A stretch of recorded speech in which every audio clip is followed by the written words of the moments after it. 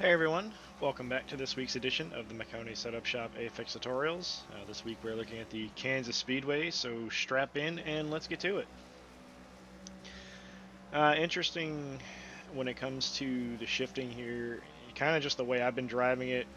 Again, I demonstrate about 10 laps for the sake of time, but I did a 30 lap run earlier, and the shifting is very interesting, and I'll get into it in a minute. And I think dirty air is going to play a big role on how you drive this place. When I run the top, running along the fence, I leave it in fifth gear for the early part of the run. And when I run the bottom, I'm downshifting into fourth. If you run the bottom in one and two using fourth, you don't have to shift going down the back straightaway. However, if you plan on running the top going into three, I would suggest shifting into fifth so that you are already in gear by the time you get to the corner. If you're going to run the bottom, I would just leave it in fourth. Um, this lap 2 here is me kind of demonstrating a mock qualifying run. The top in 1 and 2 is still the way to go, but surprisingly enough to me, the bottom in 3 and 4, there's a lot of grip down there, at least early on. I think it's going to be used by just about everybody in the race, at least early. It's just as fast as the top, and it should help save tires. The thing is, it's great for qualifying because there's so much grip down there. You get back to the line before you really lose it. As you can see here, this lap takes a turn because really from the start finish line into turn 1 is where the top in 3 and 4 really pays off. So I think that'll be present some passing opportunities. Whoever's running the top in 3 and 4 obviously still going to have that run to at least get on your inside going into 1, and that creates the opportunity for a slide job or something if people are that aggressive. uh, but the top in 3 and 4, like, you get a good run, don't get me wrong, but you don't utilize that run until just past the start finish line. Okay, so early on in a run, qualifying, or when you're really trying to push it, I think top in 1 and 2, bottom in 3 and 4 is really good. 1 and 2, it feels good. There's so much speed that you get from running the top, right? And it's hard to compete with that, right? Like, you get through the corner, like I was full throttle pretty early, I felt like, and I just watched my tracker go straight to the red because of the difference in the run that you get from the top in 1 and 2, which is why it's so dominant, and it always has been. This place has always been a top dominant racetrack. The visual rework looks great. I don't know what they did to the track physics wise per se, but there feels to be a lot more grip down in the bottom than there used to be. Like I said, 3 and 4 is very competitive. The middle, the middle's weird. When I did a run earlier, I tried running the middle like 25, 26 laps in, and I almost knocked the fence down off of 4. And it was one of those things where it felt really, really good for a long period of time, and then as I was coming up the hill, it's like a right front blew out. It's hard to explain, but again, it's just kind of how this place has always been. The middle's just never really been that dominant of a lane. The bottom has been getting better and better over the years. The top is still where you want to be. At least in 3 and 4, the bottom seems really good, and I think early on it's going to be a great thing to utilize.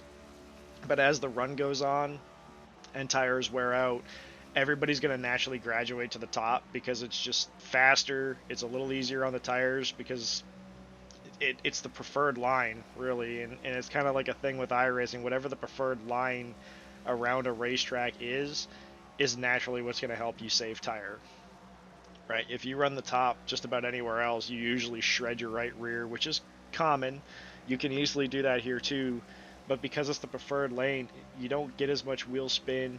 It just doesn't seem to build up as much heat as most other places that run the top, which is strange, but I think it's just part of the way that it's coded. Again, that's kind of my observation, so you guys can think what you want and have your opinion, but that's just kind of what I felt over the years, especially with comparing this place to a track like Chicagoland or an old Atlanta, other places that you used to run the top that it wasn't the preferred line.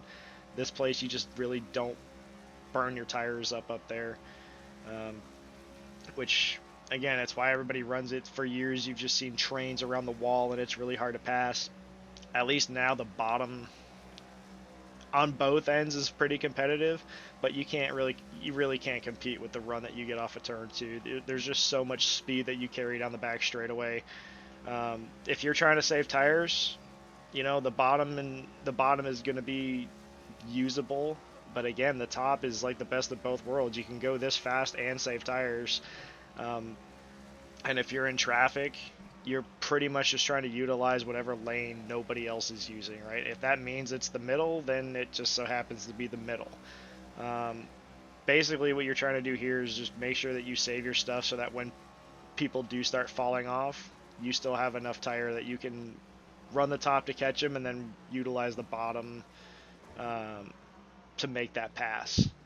It's hard. Like when you're in traffic here, it's really hard to make passes, but it's really easy uh, to give spots up. Okay, that was an entry to pit road right there. We'll switch to the in car and we'll talk about some things. Um, my biggest thing when I'm setting up to run the top, of course I go to the bottom right here.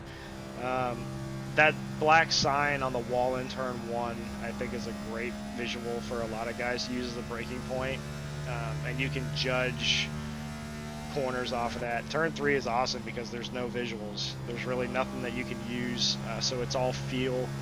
And again, when you feel like you are missing your line, whether it's the bottom or the top, if you're missing it, just back the corner up. Okay. Um, Very little brake to help set the nose. I mean, I am pushing my brake. It doesn't look like it's picking up much. So like I don't even know how much I'm utilizing the brakes. In my mind, I'm using very little brake to help set the car, like set the nose to get into the corner.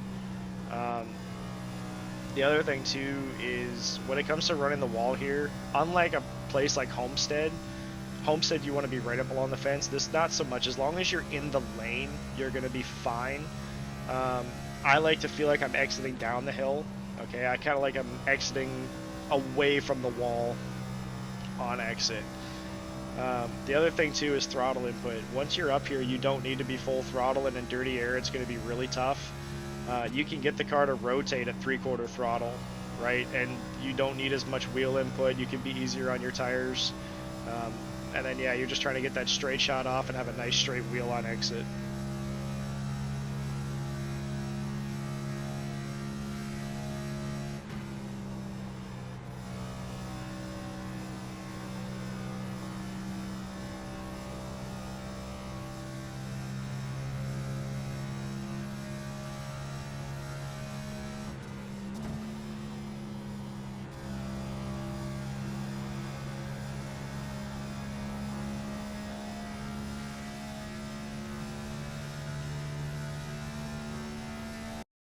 Okay, guys, two things that I need to go over real quick that I didn't mention earlier.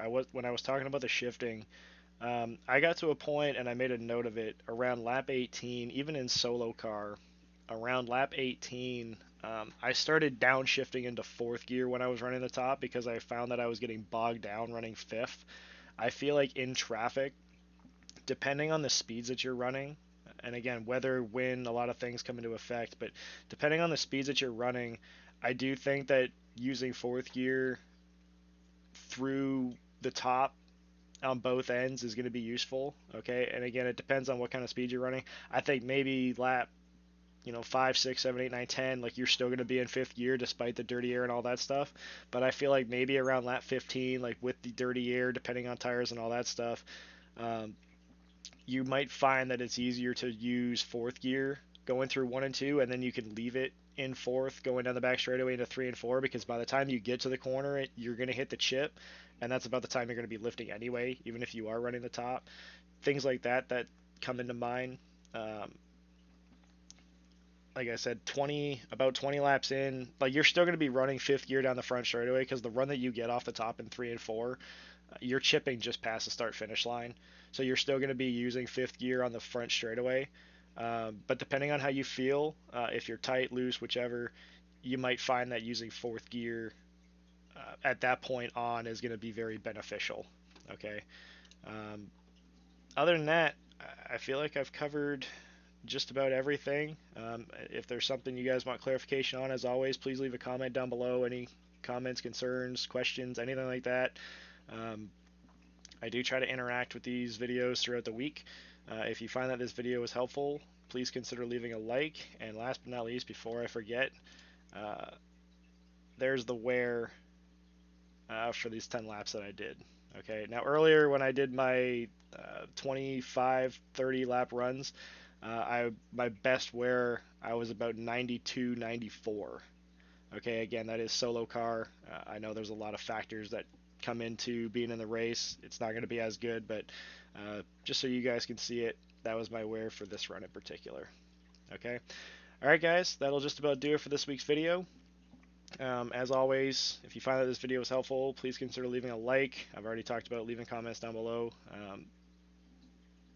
Other than that, if you guys have not already subscribed, make sure you hit that subscribe button, ring the notification bell so you can see these videos every Monday when they're posted on the Maconi YouTube page.